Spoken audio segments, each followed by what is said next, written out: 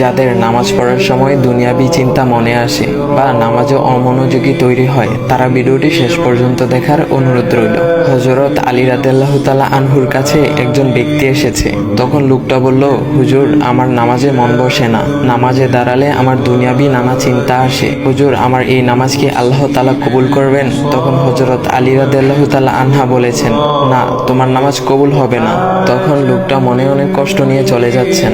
এমন সময় রাসূল সাল্লাল্লাহু আলাইহি ওয়াসাল্লাম এসে হযরত আলী রাদিয়াল্লাহু তাআলা আনহুকে জিজ্ঞাসা করলেন, ইয়া আলী, আপনার কাছে লোকটা কেন এসেছিল? এসে দেখি মন খারাপ করে চলে গেল। কেন, কি হয়েছে, আমাকে বলুন। তখন আলী রাদিয়াল্লাহু তাআলা আনহু বলেন, তিনি আমার কাছে জানতে এসেছেন যে নামাজে দুনিয়াবি চিন্তা আসলে নামাজ হবে কিনা। আমি বলেছি, না, তোমার নামাজ কবুল হবে না। রাসূল সাল্লাল্লাহু আলাইহি ওয়াসাল্লাম তখন বলেন, ইয়া আলী, আপনাকে আমি একটা চাদর উপহার দিতে চাই, তবে একটা শর্ত আছে। আলী রাদিয়াল্লাহু তাআলা আনহু খুশি হয়ে বলেন, ইয়া রাসূলুল্লাহ, কি শর্ত তা বলুন, আমি আপনার সকল শর্ত মেনে নিব।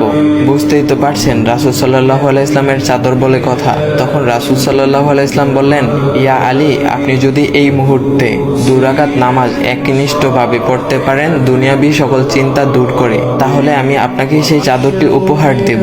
আলী রাদিয়াল্লাহু তাআলা আনহু বলেন, এটা তো সাধারণ ব্যাপার। আলী রাদিয়াল্লাহু তাআলা আনহু তখন নামাজে দাঁড়িয়ে গেলেন আর তিনি নামাজ পড়তে শুরু করলেন।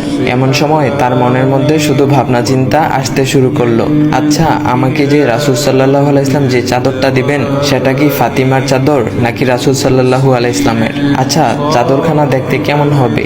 এই বিভিন্ন বিষয় নিয়ে ভাবতে লাগলেন। তিনি ভুলেই গেছেন যে দুনিয়াবি চিন্তা নামাজে আনতে রাসূল সাল্লাল্লাহু আলাইহি ওয়াসাল্লাম নিষেধ করেছেন। এর মধ্যে আলী রাদিয়াল্লাহু তাআলা আনহুর নামাজ পড়া শেষ। আলী রাদিয়াল্লাহু তাআলা নামাজ শেষ করে রাসূল সাল্লাল্লাহু আলাইহি ওয়াসাল্লামকে বলতেছেন, ইয়া রাসূলুল্লাহ, আমি আপনার শর্ত মেনেছি, এখন আমাকে চাদরখানা উপহার দেন। রাসূল সাল্লাল্লাহু আলাইহি ওয়াসাল্লাম বলেন, ইয়া আলী, আপনি কি একনিষ্ঠভাবে দুনিয়াবি চিন্তামুক্ত ছাড়া 2 রাকাত নামাজ পড়েছেন? তখন আলী রাদিয়াল্লাহু তাআলা আনহা মুচকি হেসে বললেন, না ইয়া রাসূলুল্লাহ, আমি আপনার চাদর নিয়ে অনেক কিছুই ভেবেছি।